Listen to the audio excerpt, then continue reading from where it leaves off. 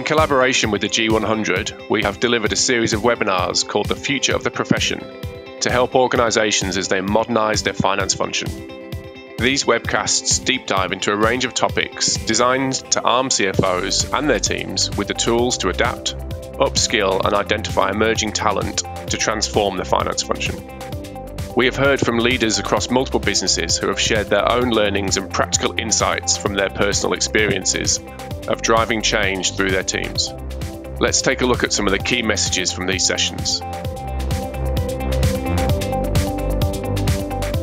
Upskilling is not just about technology. It's really about bringing our people into this, and our job as leaders is to sell this vision to our people. I think all the new digitisation just continues to need that experience and that process mindset, but it absolutely requires a change mindset as well. What we have all realised as we've tried to approach digitisation and automation is that we have to do it together. We have to get data accurate at source, and the business and the finance and the technology functions absolutely have to work together to design that end-to-end flow framework so that it moves seamlessly through the organisation. Transformation is not a program, digital transformation. It's a way of how organisations need to operate, and it's really embedding that into our culture and DNA is our next challenge. All of us can make a positive contribution to this, that it really is most important. It's the change management journey that we're all going through, that all levels of leadership and all levels of the organisation are brought on board, and that stakeholders are appropriately managed along the way so that the organisation gets the most out of this significant investment.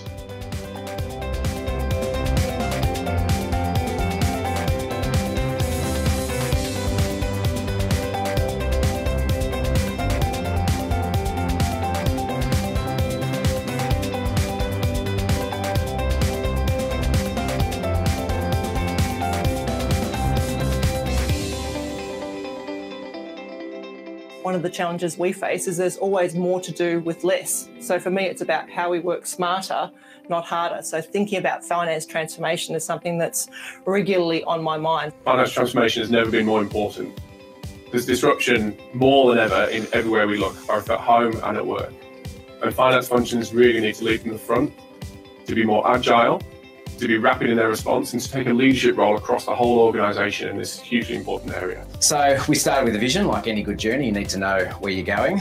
We had a vision of how we would transform this organisation, and that vision was around, working clever. So essentially taking work out of the finance organisation and doing more with less.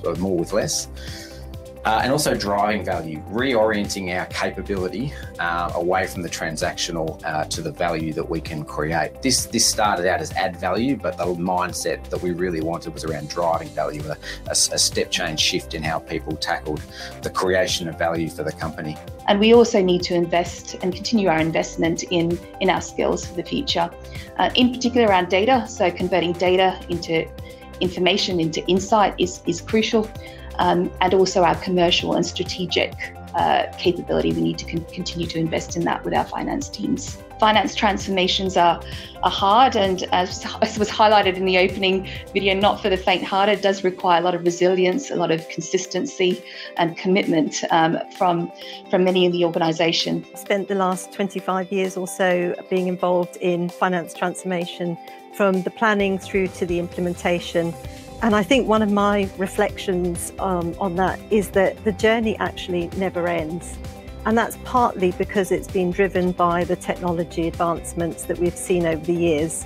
So I can remember the heady days of the excitement of moving off the AS400 and starting to use ERP systems and the insight that you would get from those. Fast forward to today, and what we're seeing now is a huge amount of data.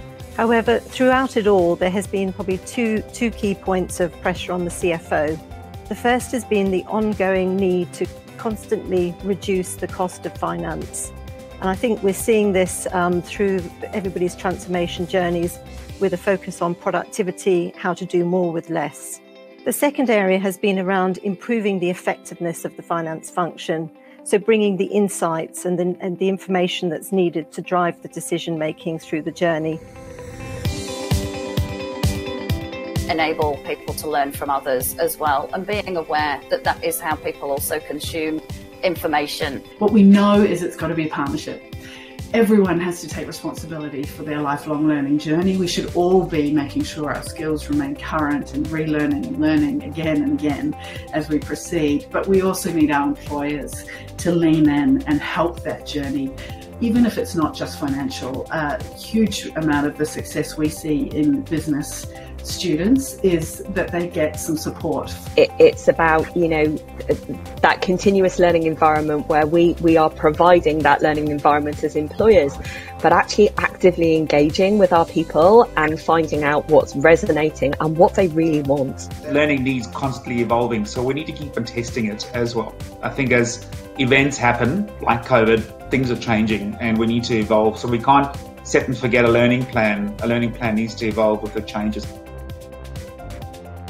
In the final 2 webcasts for the year, we'll be delving into the future of work in a post-COVID world, as well as exploring emerging trends in productivity.